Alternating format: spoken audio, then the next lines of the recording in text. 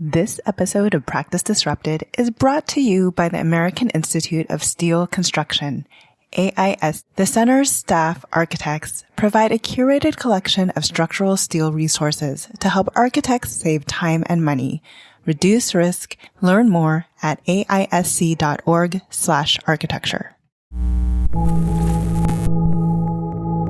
Welcome to Practice Disrupted, the podcast on the business of architecture and how it's changing.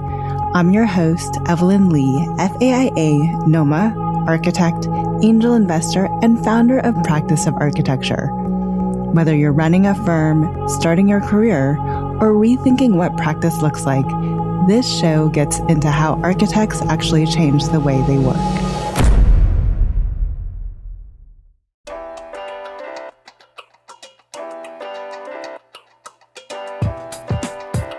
Hello, Disruptors. Welcome back to this week's episode of Practice Disrupted. Most of the conversations I have on this show start with an assumption that there's one way into the profession: school, internship, license, and firm. Lisa Sauve skipped most of that. Lisa runs Synecdoche out of Detroit with her partner Adam Smith. Her first project came off of Craigslist before she finished undergrad. 110 square feet, $1,500, and she skipped graduation to build it. It won Architizer and Inc.'s World's Coolest Offices in 2009, which she found out after she already started grad school. She never went into practice. She was 22 and a single mother, and working on her own terms wasn't necessarily ambition so much as the only path that let her parent and build something at the same time. For about 8 years, she worked with architects of record who stamped the drawings, and she held out on licensure, deliberately, as a model for another way to do this. She only sat for the exams when defending the model became more work than the work itself. She also doesn't bill time, never has. She takes equity instead of fees. She turned sweat equity into formal rent credit for a tenant who renovated her building, and pays herself $50,000 a year on purpose.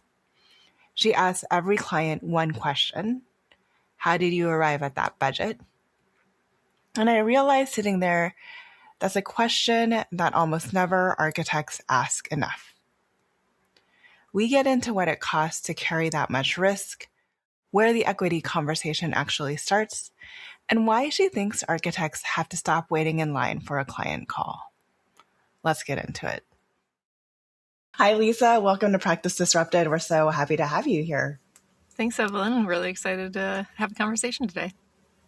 So you have so many different business entities. I want to say the last time we were in Detroit together, you talked about how easy it was to spin up LLC. But before any of that, I wanted to kind of take us back to the beginning and literally just start with why architecture and why design? It started originally having less insight and reflection into my own career. I definitely thought most of the influence came from drafting classes, which I started in middle school, had a really great vocational opportunity in high school, and so really got deep into architectural drafting early on.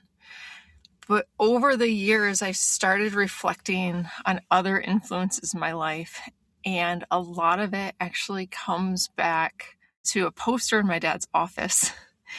And it's by Matt Groening, so of The Simpsons. Before he created The Simpsons, he created a marketing campaign for Apple computers.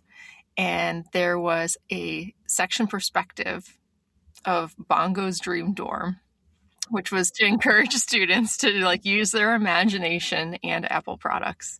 So my dad worked for Apple back in the 80s and 90s.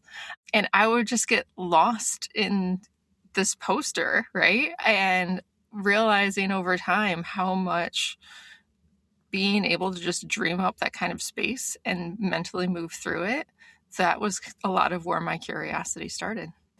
That's kind of the architecture side. What about the entrepreneurial side in you?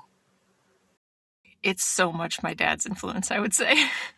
In high school, I spent my free time assembling circuit boards for my dad, who had bought one of the new Beetles when they first came out and realized that he wanted to program a key combination so that when you locked it, the windows went partially down, all the way down, etc.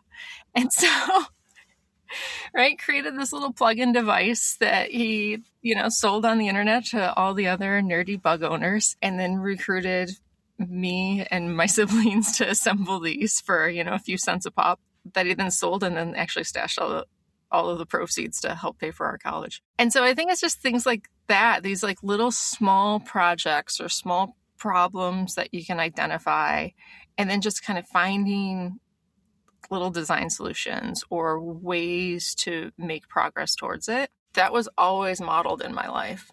And so nothing really felt like it was a big formal lift that is entrepreneurship for me. It just felt like a natural tendency. It's interesting that you mentioned small projects, because we've talked about the small project that kind of launched your firm. Would you like to share with the audience? Yeah, all of those. Yeah, so right, like from a small circuit board to small interior office or a small pavilion, it again goes to like nothing that feels like a big lift when you do it incrementally. So first project found on Craigslist before finishing undergrad was a call for an interior designer for a graphic design office for a 110 square foot suite in a larger residential converted to office building in Detroit. And so applied, took on the project, skipped some classes, definitely skipped graduation to build out this project. But so that project, $1,500 to be able to buy all the materials, which was just several sheets of plywood, and then calling on some friends who had a studio nearby to be able to use to fabricate all the panels and install. It just felt like exactly the scale from a series of small design competitions that we did into something bigger than furniture, but smaller than architecture. And that project went on to win Architizer and Inc.com's World's Coolest Offices way back in 2009 as that affirmation that we found out as we started grad school. And when I say we, my partner, Adam Smith, we met in studio in undergrad and then started all of these kind of small projects. And then we did it again at the end of grad school, submitted to a competition, and won for the Young Architects Pavilion in Atlanta for $5,000. So they just always felt just one step further that we were aspiring to, successfully earning the opportunity to realize. That just built that confidence and that skill set over time. So much so that you actually never went into a practice. Yep, for several reasons, right? Yeah, let's talk about that. That first project, graduating, was in 2009. So definitely wasn't a ripe moment that architecture firms were hiring. Even though I knew I was going to grad school in the fall, it's like summer internship, of course, this makes sense. And then you start seeing that there are no opportunities out there. And if they're out there, we were still definitely in a moment where internships were seen as free labor. And I was a single mom. So a lot of this also came out of necessity. I'm 22 years old. I have a 2-year-old, and I need to figure out how to parent and close all of these gaps. And so the flexibility actually of working on small projects in my own time, right, asynchronous to the other demands of my personal life, really was the only path forward. And so that's why it all kind of started in this way. It wasn't out of some higher ambition more than it was like a humble necessity, actually. First of all, single mom in an architecture school too is equally as daunting. And it's like, I want to say kudos, but like kudos is not enough for taking that on. So talk about the progression over the years, because I mean, eventually you moved away from the smaller projects, and at one point you were actually needing to get an architect, obviously, to sign or partner with an architecture firm to sign off on some of those drawings.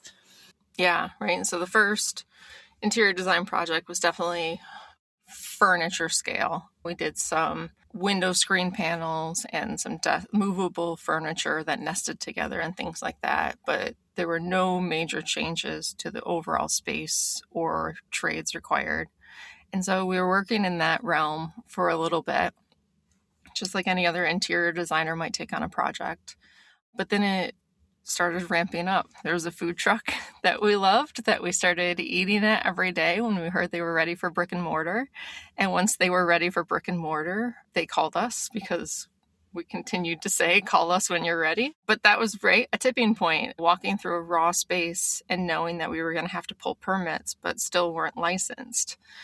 And so reaching out to Adam's previous faculty member, teacher, and mentor, explaining the situation and him agreeing to come on as an architect of record and oversee the work that we were doing and stamp it. And so it gave us a path to actually accept the project that we were pursuing. And then the framework to explain it to our clients in terms of how that procedure is actually going to work too. So that worked out for about 8 years as relationships with a few different architects of record, being able to prepare permits and drawings and them overseeing our work.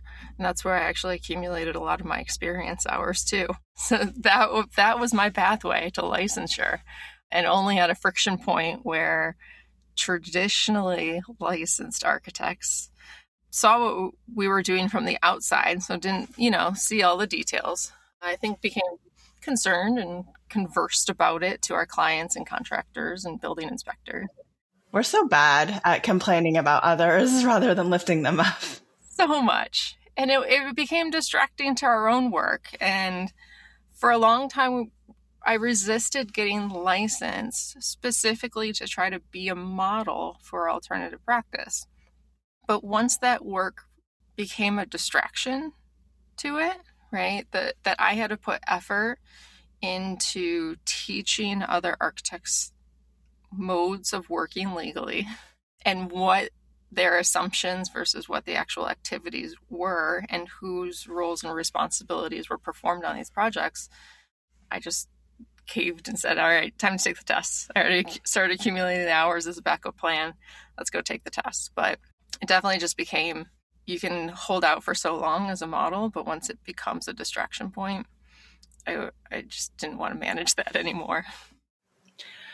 Well, another interesting thing about the path you took is the access that you have to the financials, right, of everything that you're doing. So what are some of the biggest lessons that you learned along the way just by going directly into being a business owner? You get to see everything and do everything, right? I think like being entry level, you're put on a team and you're incrementally given parts of, and tasks of a larger project where there was no one to turn to either delegate or direct work that I didn't have the knowledge for. And so it required really quickly to be humble and ask for clarification from clients, to just have a natural curiosity about what they were up to, and then having to do the same on our side as well. So that first project off of Craigslist, we got the check for $1,500 from the client. He made it out to Synecdoche, and we go to the bank to cash the check to go buy materials. And of course, the bank is like, there is no Synecdoche, and we can't cash this into your personal account. So I learned very quickly at 22 how to form an LLC, get an EIN number, and open a business checking account, right? And it's just every single time you confront a problem and you have to learn how to solve it. There's no one else. There's no HR department. There's no finance department. It's all you. And, a lot of it is being resilient to address and learn how to solve those problems as they show up, because a lot of them aren't predictable, especially on the business side. I mean, you even admitted to being, I just like how open you are, naive as hell in the early days. but then now, towards licensure, dangerously knowledgeable. The other thing I like about you is like this idea that you are, and we never talked about it earlier, but you were kind of holding yourself up for a model then of a different way to practice. Why did you ever feel like you needed to do that? I mean, I think that comes from the motherhood part.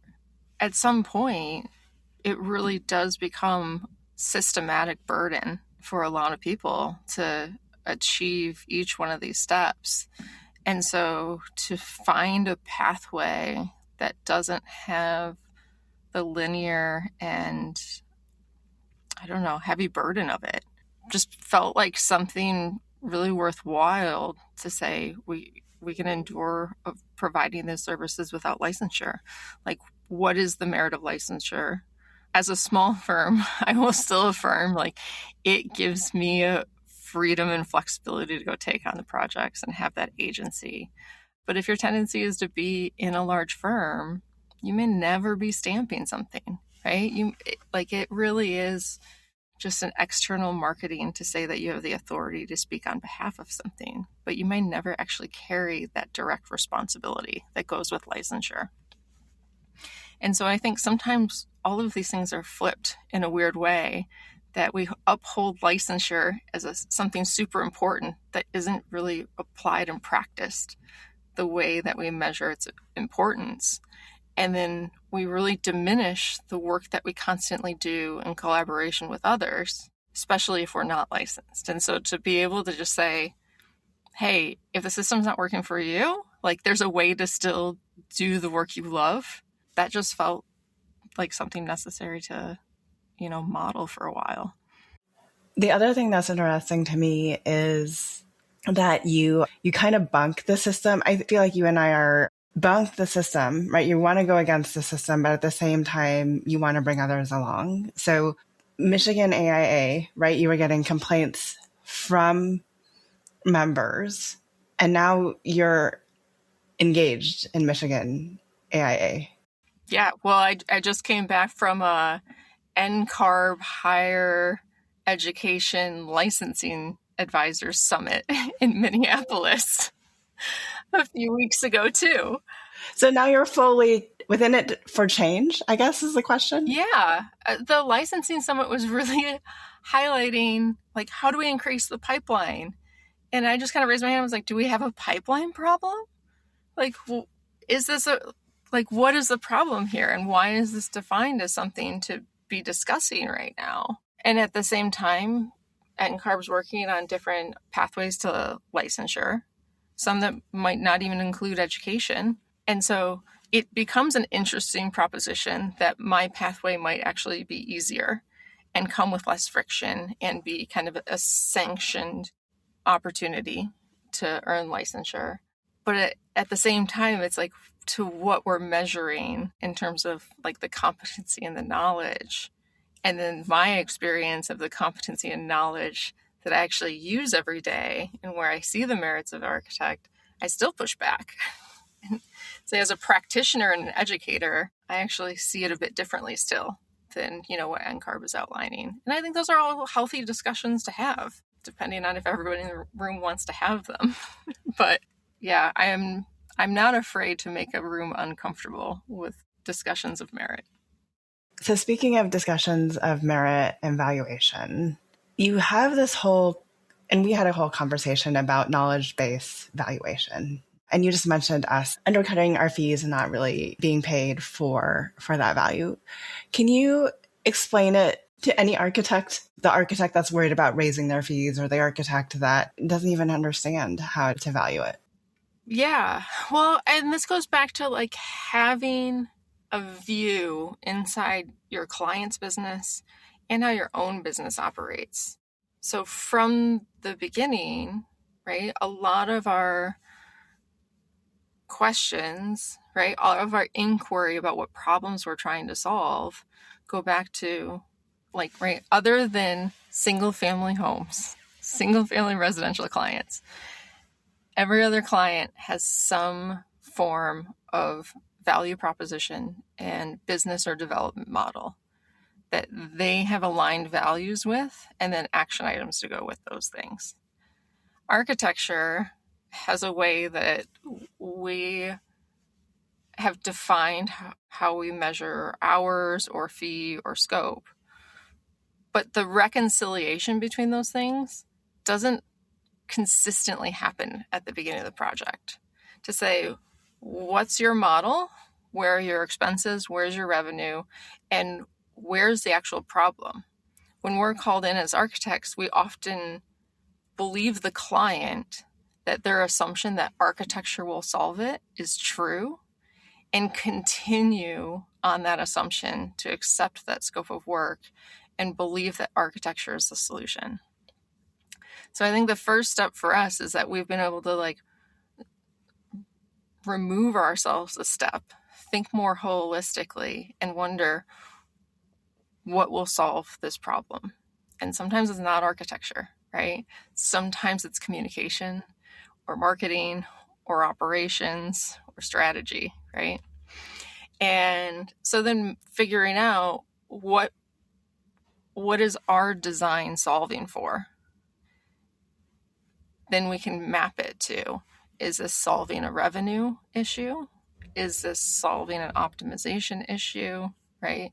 Is this, right? And that's where we actually bring alignment between those things, that we can understand their business model, where they're either missing an opportunity to make more money or losing money because of something internally, and then translate that back to exactly how design services can provide a solution for it.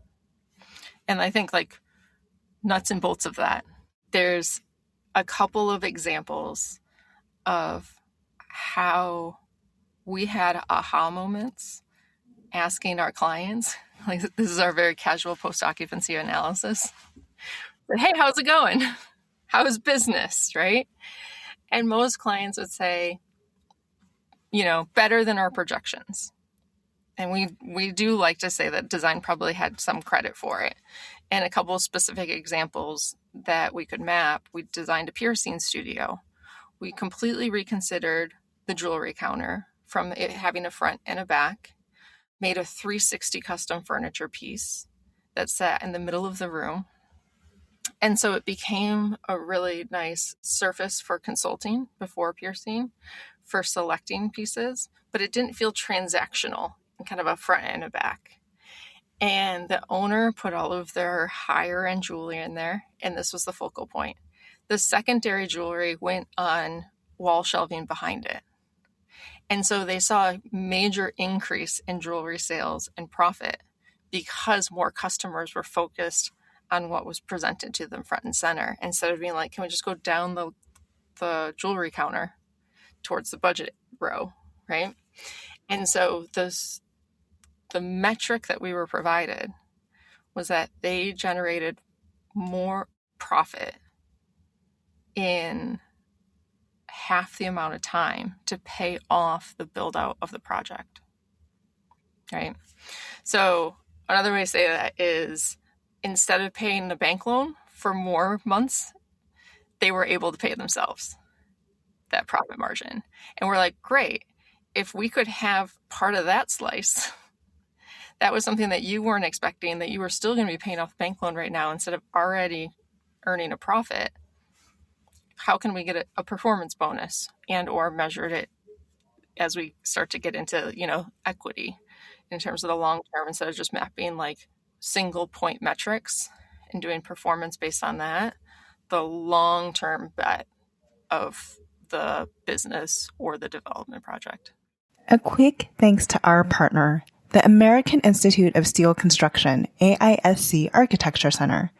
It takes a huge amount of time and energy to create an elegant structural system.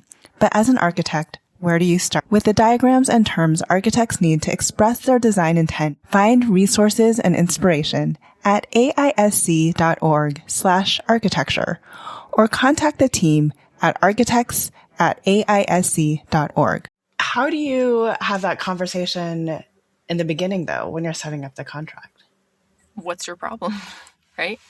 So in office design, we definitely had clients come and say, hey, we're in a similar market and we're seeing recruits or employees migrating over to this other company in town, and you've designed all of their offices, and we think that they love being there instead of in this IKEA startup world. Can you help us?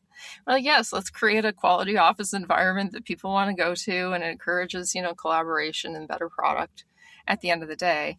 And some of that is like, well, what's the cost of recruitment? What's the loss from attrition? And so you can run those numbers on staffing all day long and then say, all right, let's run an experiment. Can I have your 6-month budget of recruitment and attrition to do office renovations?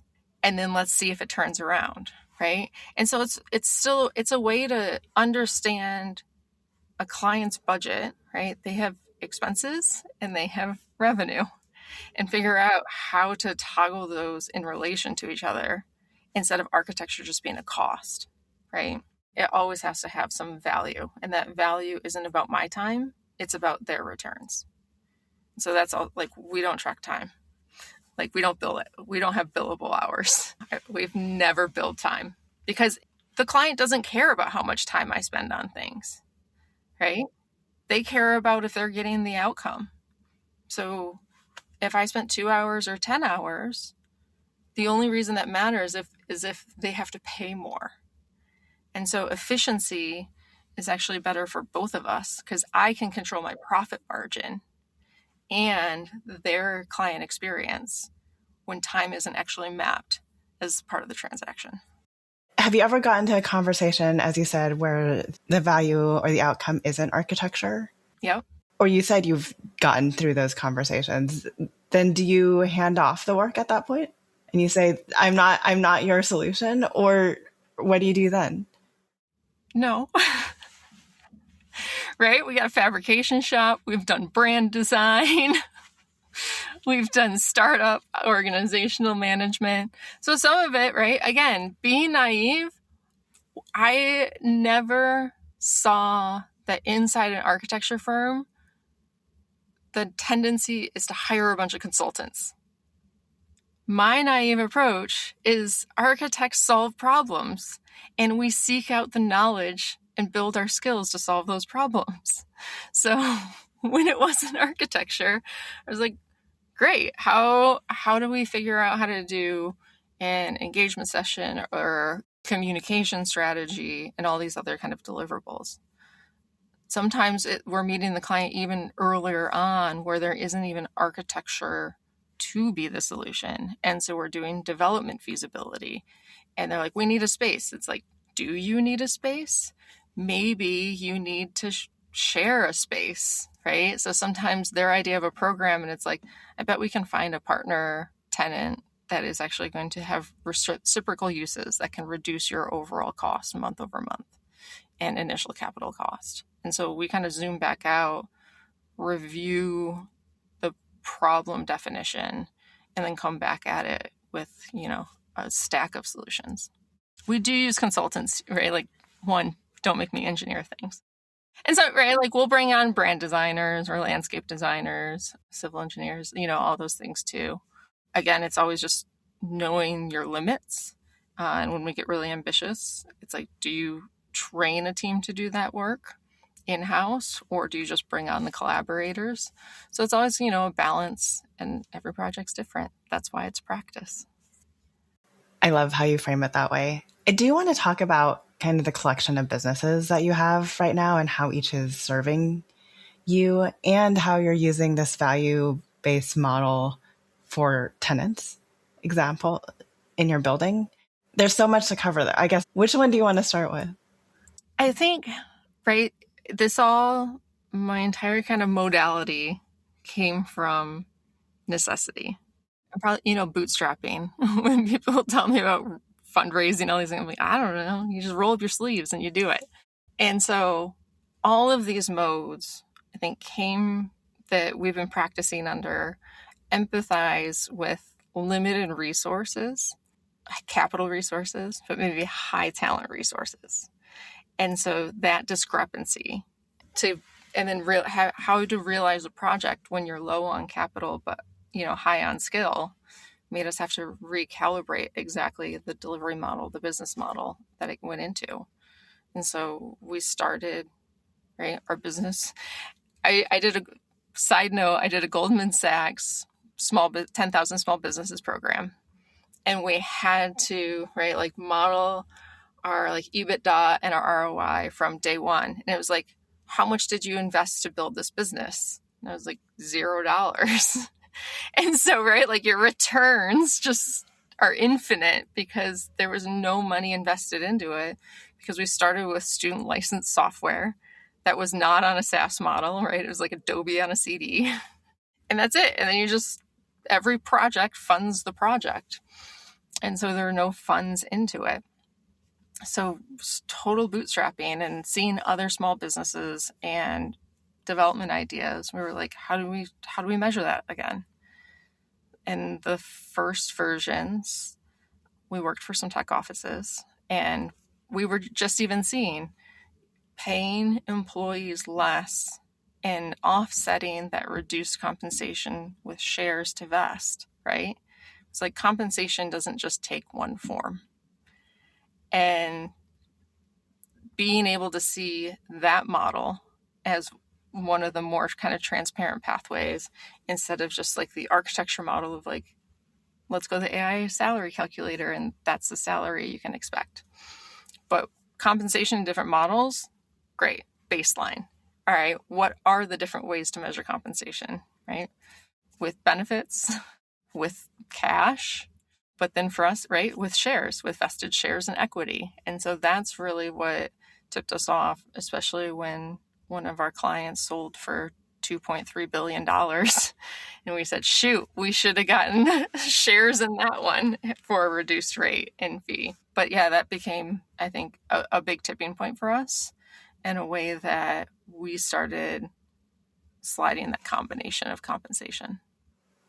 So I feel like tech, you gave a great example, but most people also don't have that example. So let's just talk about how you, even in the development of your building, how you traded like literally out like work product, right, from tenants for future rent. So right, that we put a number on it when we budgeted our building, right? Sources and uses. I need this much bank loan to buy a building and renovate it, and I can charge this much rent that's going to pay off my bank loan and cover, taxes, utilities, maintenance, etc. If I can lower my bank loan, I can lower my rents, right? It's again both sides, sources, uses, or expenses and revenue. So when we started like recruiting tenants, the first one was our friends at the skate shop. We had done, some little builds and projects together before. Skateboarders are just amazing humans. They understand the urban context more than anybody, and naturally are kind of guerrilla builders, right? The two owners were an electrician and a contractor. So I said, hey, you guys want to come renovate my building? And they said, yes, but actually we were looking in the neighborhood to open a retail space in Detroit. And I said, great. What if we just made this a win-win? You renovate my building and I'll give you space. And so once we wrote the lease, we formalized that at $150 an hour on agreed upon scope of work can be accumulated as rent credit. And so as they worked on the building and they turned in timesheets, and then we just accumulated rent credit and they earned over a year of free rent. And so it allowed them as a small business to say, we've got a little extra time, we can bootstrap this. Like, we don't have the extra cash to start a second store, but nights and weekends and, Mondays when we're closed at the other store, we can do this. And this is how we can open a second store, right? Is that sweat equity. And when you can formalize sweat equity, it actually unlocked a year for them to build the client base, figure out what was going to sell in Detroit, different than their Ann Arbor location, get the messaging out, all with a very low overhead because they didn't have rent to pay. So it gave them more runway to take the risk, do a second location. And it gave me a lower construction loan, so a lower debt service, so a lower amount of rent I needed to collect to pay for it. On the client side, you're asking for numbers to help them understand their problems and help them understand the value you're bringing to them that architects, and I would say other vendors that they probably work with, don't usually ask for. Because we're trained for it to be taboo. Well, how receptive are your clients to that then, I guess? At some point, all architects have to have the conversation, what's your budget? Right. So at some point we are having the numbers conversation. And then you have to say, how did you arrive at that budget? Well, that's the question that we never ask, honestly. How did you arrive at that budget? Again, maybe I'm just naive because I don't know what other architects don't ask. This is what I asked. How did you arrive at that budget? They're going to ask us once we get, the design back and we get bids. They'll be like, how did you get so out of budget? Right. Yeah. So how did you arrive at that budget? Like, why do you think this is the value of the renovation? Why? Because they're going to tell you, oh, I thought tile was going to be, $10,000. I was like, yeah, for the box of tile, but the labor, the grout, the shipping, right? Things like that. So, right, like testing their assumptions, even just on the hard costs of a project, are really important. But also to be like, you've decided this is a number worth investing in. How did you come to think that investment, you were going to get a return on that investment? That is the core of how a budget's established. And so just being able to ask, how did you come up with this budget, I think really actually unlocks just a lot of the reasoning behind it that unpacks the client's values. Some of it might, sometimes they're like, I don't know, I asked some friends and they said it costs $150 a square foot to renovate a space. And you're like, all right. So, but, at the end of the day, they're like, so it's a $500,000 project. And you're like, okay, how do you think you're going to recover that $500,000? Like, what's your timeline? Well, I also think that's not a question that most people ask. But it's the only way to prepare to similarly defend our design recommendations in alignment with what they're valuing and the expectations of how they're going to get that return. I don't think architects ever actually think about that. Like two very simple questions.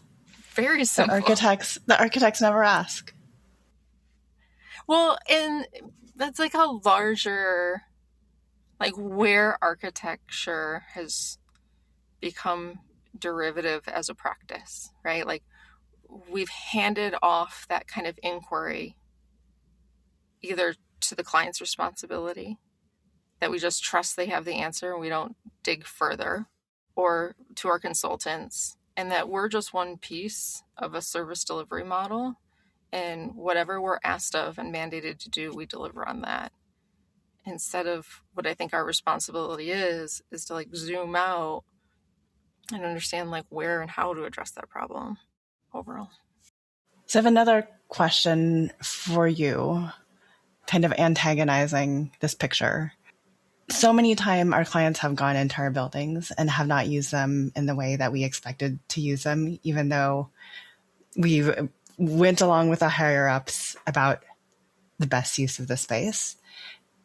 So looking at the piercing studio, for instance, if they just had horrible salespeople and it didn't matter if that jewelry counter was front and center, that's essentially additional risk then, right? That you're kind of assuming that they hold up their end of the bargain too. Yeah, I mean, right, some of our first investment projects were with small businesses. So we were investing in a business, not in the architecture project per se. And so it was really, are these operators the top of their industry, both in terms of the service that they're working in or the product that they're working in and the business acumen to deliver like that business, right? Every single investment is a marriage, right? These are long-term and reciprocal responsibility.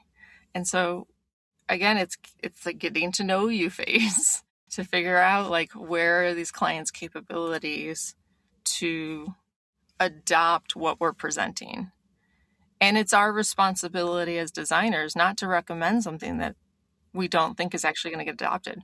We might think is cool, but if their personality or user traits don't actually align with that recommendation, it's the wrong recommendation, right?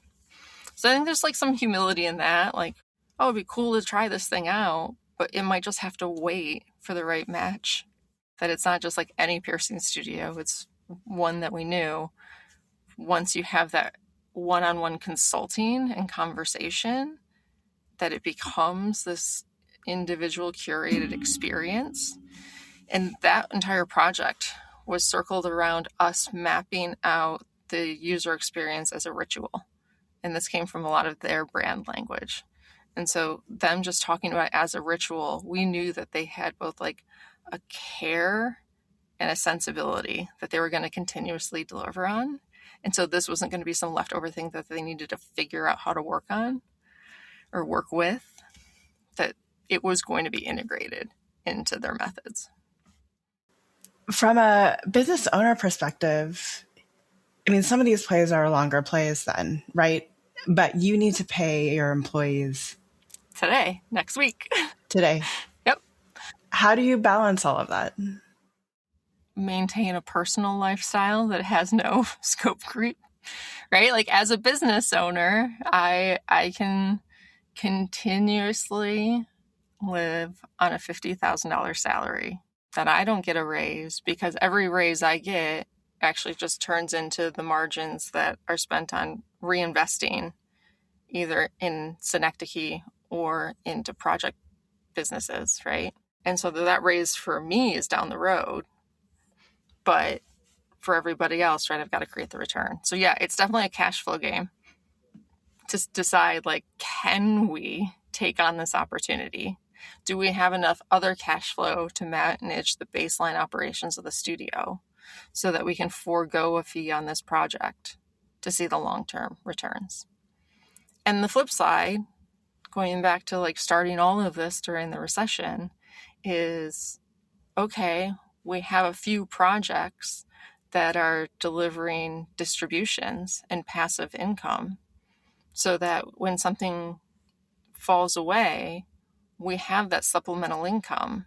So the volatility is actually smoothed out a bit more than if we were just an architecture firm riding, right, the Billings Index roller coaster that is now. Because I think most people don't understand distributions and how that would have worked, and like, what, why is she getting monthly distributions? Like, give us an example there of how that played out. So a development project that we were a part of, right? So we wrote a fee proposal as if we were an architect providing services with a number associated with it. So it was like $200,000, right, for fees and services.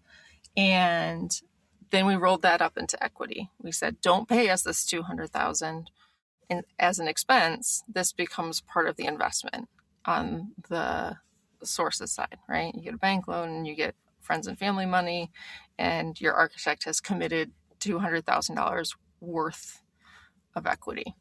Now that equity is sitting invested into the development is generating revenue through leases and operations. And after it pays all of its expenses, there's some profit margin. In several cases, we're an LP, a limited partner. So it's really kind of the first tier of investors without the same amount of operational say that the general partners, which are like the main owners, have. And so, right, we're very passive in those projects. But because we're passive, we're also guaranteed the first return in what's called a waterfall distributions, usually at a certain percentage rate. And so when those revenues come in and those profit margins come in, we get the first guaranteed return and those distribution checks of that margin based on a percentage of how much equity we hold. And so depending on the operating agreement of the development, those might come monthly, quarterly, semi-annually, right? But they also come with the other side. When you are an owner, instead of just get the profit share, it means you might also get a capital call. So whoops, something big happens that we thought the roof was good and we didn't have to replace it during the project, and now we have to replace the roof, and we're $200,000 over budget, how much more money can we get from the bank? And then how much more do we have to front as partners? And how do we come up with that, right? And if we can't come up with it with cash or supplemental services, our shares get diluted and another partner has the ability to buy a portion of our shares with that additional capital call proportional to, that offset. So, right, it's a risk reward measure in all of these things. It sounds great, but it's just to say, right, like there are pain points to all of it too. Who decides the equity split though? Because I feel like a development project's a little bit easier because people have spreadsheets you can kind of run the numbers through right before. But for even small businesses, how do you have that conversation about, well, this means this percentage of equity to the business? So, right, we had a photography studio where, again, I was like, here's what I'm doing. I'm doing the business forming. We were doing the brand. We were doing the architectural design and the permitting and a bit of the construction coordination as well. And we were doing a lot of the FF&E procurement, right? We needed, it was photography and like a rental event space. So, right, tables, chairs, all that sort of stuff. So we could buy that at a discount, right? So measuring even the trade discount as a value that we were offering. So we had to buy the stuff, so that counted more as an expense. But being able to buy it at 50% off became part of my equity. And then what my partner was contributing on the build out, right, and recruitment. So we did our best to say, like, how do we measure exactly what we're putting in, and then run the math of, oh, you put in 56%, of the value and the cash, and I put in 44%. Oh, okay. I see how you're bringing that together. Given the total cost of the project, this is kind of where the equity. But how do you do that at the beginning of the project when you're thinking about fees? Because the scope, right? Like how do you establish a scope at the beginning of the project, right? At some point, we as architects just have to write a fee proposal. So I write a fee proposal like I'm going to write it for any other project. There's no differentiator. Sometimes, this is when you see a project more holistically, it may be, we know we're going to buy FF&E. We don't know exactly what it is yet. And then you just amend the operating agreement if some of those investments shift. And if the partners are like, I want to maintain these shares, again, they can contribute proportionally to maintain that same proportion of shares. You've given us a lot to think about in terms of how you're budgeting your projects, what it means to increase your own risk, but what that means from a risk reward perspective on the back end. And I think you are still kind of holding up what you do as a model because you're not only a practitioner, but as you said, you're an educator. Why are you an educator? Testing ideas in practice is, right, one way to do it. But then thinking through them outside of an individual project and trying to contextualize them more broadly to a profession is a whole different exercise, right? So having to really translate what I'm doing on the day-to-day into a new mode of professional context, teaching actually allows me to do that. Instead of just individually reflecting on it, it really gives me another modality to say, does this have legs to resonate across the profession and in different modes? So sometimes I, question, how would you do this in a design research practice, right? How would you do, there's a lot of different ways that, especially in architecture school, the careers and outputs look differently. And students come with a lot of different ideas of their own career trajectories. And I get challenged to say, how is what you're proposing going to fit in to this scenario? And I can't brainstorm every one of those scenarios and pressure test it. And teaching is a really great way to do it. So if more firms were to follow your model, if more students that you get moving through the system come out thinking differently about what our value is as architects, what is your hope for the future of architecture and the profession? That we are initiators and hopefully also instigators. So oftentimes architecture is waiting for a client to call. And that client is the initiator deciding that the architect is the solution, instead of us as an industry observing and identifying problems and initiating the modes and methods to solve them. And I say instigator because I think we need to also instigate the modes of change as well, right? So a lot of the time, right, we come up against code and we're trying to do something unique or special, right? We designed some of the first permit-sanctioned non-gendered bathrooms in Michigan. It's the whole process, before the latest code change. And, right, like the interpretation of the code made it really hard for the code reviewers and inspectors to approve it. And so it's like we understand what the intent is, but these are the actual outcomes that are allowed because of how it's written. How can we open it up more to still protect health, safety, and welfare while providing additional design outcomes, right? So we have to push against the edges of these things to actually push for code reform and change that allows diverse range of outcomes, right? We know, right, housing 5/1s. This is the natural output because of fire separation and use. How can we push that code further, right? Single stairs are finally coming online in code adoption because we're realizing about, right, intensity, access, how urban design and municipal services have to work in conjunction with architecture and thinking about those systems more whole. So I think, right, like architecture has to stop waiting in the sequence to play its part and get further ahead in the process and initiate projects where they need to be in the built environment.